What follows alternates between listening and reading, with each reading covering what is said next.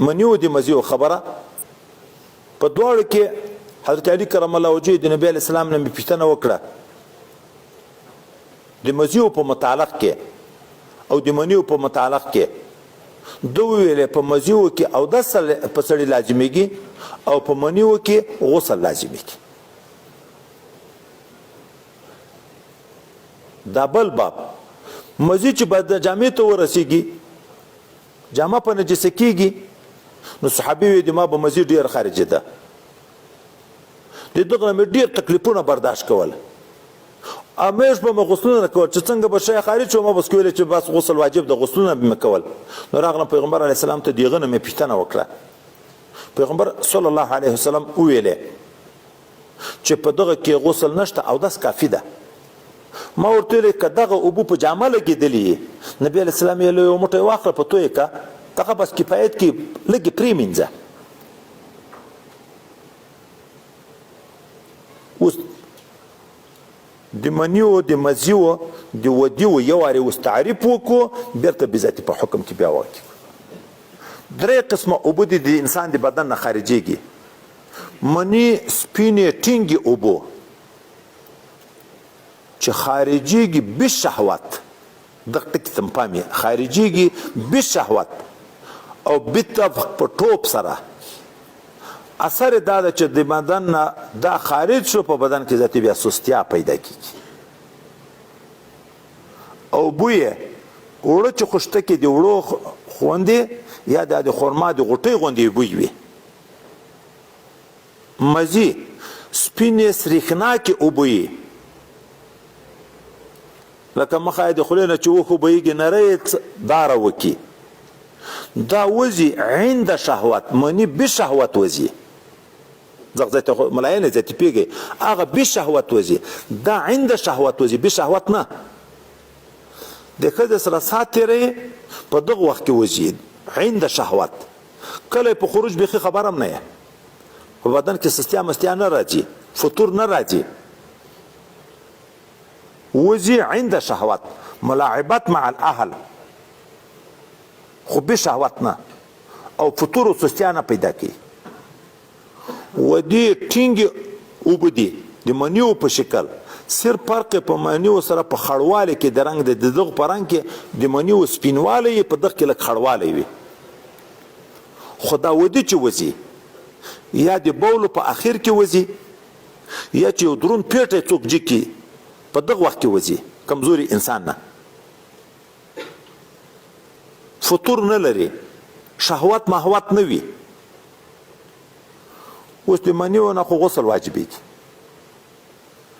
په مزیو کې حکم دی او داسه ده تحوی کې به درته وخت بحث ذکر کېږي د مذاکر او غسل خبرم چا کړی ده چې ټول استنجاب وایي ذکر او انثیین بم ټول مینځي موږ مسلک دا د چې نه موضوع الاصابه چې دا مزي په کوم ځای لګېدلی هغه ځای به مینځي د ټولو مذاکرو پرې مینځل نشته که په کوم روایتو کې حکم راغلی هغه علاجن راغلی دا چې انسان په ساتیرۍ لګیا شو دلته په بدن کې حرارت پیدا کیږي دا لکه هغه مني چې ویلې کیږي د بدن را رواني ذاتي بیا درېږي نه خو علاج دا د چې سړی اوبه سړی استنجا ووایي که د قرباني مسلې ته وګورو غوا سړی واخسته په غولیانځ کې څه شودي وي د قربانۍ د پاره واخسته نو موږ فقها وی کله ګوش اوبو دی ورشنی په دا اوبو بیرته ورکیږي نه راځي ذاتي نو دغه اوبو چې ذکر انثیین باندې توی شي سړواله راشي نور مزي بیا نه راځي دوری به بیا او دسته ماتيږي علاج ده حکم نه ده ځکه حکم کې خو تر بول نه اشد نه دي بول خیر ډیر وکا انثیین چې نه دي لاندې شوی ذکر ټول نه دلون شوی پرېمنځل شته خو موضوع د نجاست پرېمنځل دي نو په مزیو کې هم دغه حکم ده په ودیو کې هم حکم دی او داسه ده غسل نشته څوک چې ودی خو وځي دی بوله شاته وځي ارته نو چې حکم دی او داسه ده او داس خو په بوله مات شو نو جواب دا چې ودی کله د بوله نه مخکې وځي کله د بوله نه شاته وځي کله هغه درون پیټه دی چې کو بوله به خښتانه پیغ وخت کې وځي نو حکم دی اوداسه ده.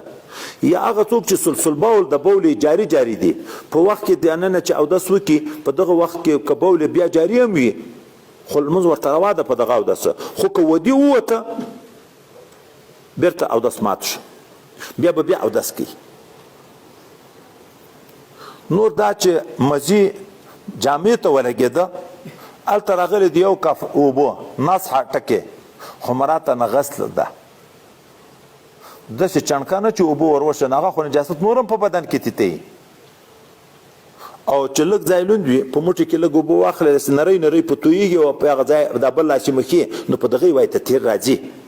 ځکه نجاست خو یقیني ده. بل مني دي په منیو کې اختلاف ته چې مني نجس دي که نه دي نجس. څوک وایي چې مني نه دي نجس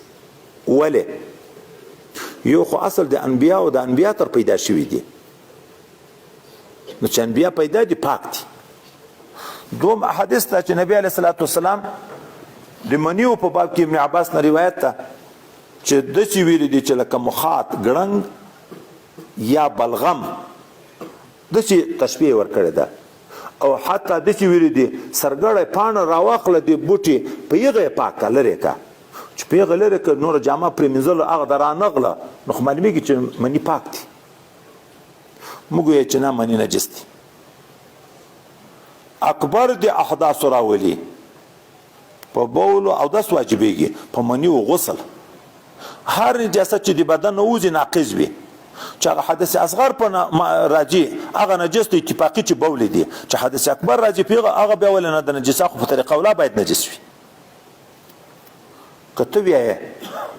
چې اصل د انبیاو ده نو خو اصل د اشقیاو هم د کافرانو هم تر پیدا شوي دي. که ته وایې په هغه حدیث کې راغلی دي چې په سرګړې پاکیږي هغه وایي اشاره د تقلیل ته چې مني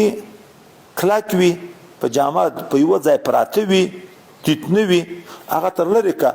نو هغه قدر قلیل د نجاست بیا معفو ده. او که څوک وي ام المؤمنین وایي چې ما اکتفا په فرق کړې ده داسې مې سره مخلي دي چې نجس وایي بیا خو بیا خامخا غسل و. موږ وایو د ام المؤمنین د غسل روایت هم راغلی چې مني ما پرېمینځلي دي د نبي علیه السلام د جامې نه د فرق هم راغلی د مخلو خو فرق په دې کې د لاندې پرېمینځلي دي وچې مخلي دي او په مخلو هم شی پاکیږي موزه د خوشایي په ولوې د په مځکه یو مخه پاکیږي که نه پاکیږي د مخلو هم یوه طریقه ده. که نجس نه وای یو وارې خو به په پریښ هم و خو ګوره پریښ خو نه دي خو یا یې مینځلي دي یا یې فرق کړی د مخلي دي او یا دا ورته چې د مخلو نه داسې مخل نه دي مراد چې جامه یې داسې سره مخلې ده په لرګي یا په سرګړي دي هغه بل روایت چې لږ په یوه ځای پراته ګورې دا مني د مخکې خلکو د اوس خلکو ډېر فرق لري. مخکې خلکو خوراکونه کم وو مزاجونه ساړه وو قوت زیات وو په منیو کې لکه ژاوله داسې کلک مني به و د هغو حتی د جامې نه به داسې جلا کېده چې وچ به شوي به لکه کاغذ چې تر جدا کېږي. نن سبا د اکثرو خلکو د خوراکو د ګډوډۍ د وجې نه د حرارت د وجې نه مني نرم دي لکه بولې چې احتلام یې وشي چې راجیګ شي یوه لویشت پرتوګې ټول لوند خوشتي په یوه ځای پراته وي. نن سبا خو به خامخا مینځي نن سبا خو به خامخا دا وایي د هغو چې هلته وربشې بې خوړې دا روټې په طبیعت کې ډېرې سړي دي طاقتور هم دي سړي هم ډېرې دي. نو هلته په انسان کې حرارت نه وي منیو کې لزوجت زیات وي هغه بیا داسې کېږي چې داسې په یو ځای پراته دي په ټوکر یې په څه شي په هډوکي په لرګي یا په پاڼه یې تر لرې کې او چې په دننه په بدن کې جامه کې نښتې وي هغه بیا په مخلو باندې نه پاکېږي. نو مني هم نجس دي ځکه اکبر د احداثو واجبوي چې غسل ده او هېڅ چېرې دغسې نه دي پاتې شوي یا یې منځل راغلی دي یا یې فرق راغلی ده. نور به په تحوی کې دا هم درته ذکر کېږي چې یو د خوب جامه ده یو د لمانځه. د خوب په جامه کې نبی علیه الصلاة والسلام چې هغه ویده کېدو به کې په دغه وخت کې چې دا کوم څادر به اچو په ځان باندې چې د اهل سره به جماع وشوه نو که هغه کالی به ککړ شوی و وچ شوی به بیا صرف په فرق باندې اکتفا کړې ده. د کالیو چې لمونځ کېږدو هغه یې مینځلي دي او دلیل د دغه دام ده حضرت معاویه رضی الله تعالی عنہ چې په دغه مسله کې اختلاف راغی چې منی پاک دي کنه پاک دي، نو د خپل خور مبارک ام حبیبه نه پوښتنه کوي چې په کومه جامه کې به نبی علیہ السلام د تا سره جما وکړه، بیا په هغه جامه کې نبی علیہ السلام المنځ کو په جامه کې جما دا معنی مخکې مو ویلو چې هغه خلوص لغړ ځان نه کو په ځان خو به څادر اچو، دا څه ورته وی او اذا لم يرى فيه اذى، تعبیر په پولیټیکي کې نجاست به نه وب کې بیا کړه، نو چې که نجاست وي بیا خو په هغه جامه کې لمونځ نه کو، نجاست بل شي دي خو دغه منی دي، که اذى به نه وه بیا په هغه جامه کې چې جما به یې کړې وه لمونځ یې کو، خو چې قاضي به موجود و نجاست بیا په هغه جامه کې نه کو، یا به یې بدلوله یا به یې مینځله.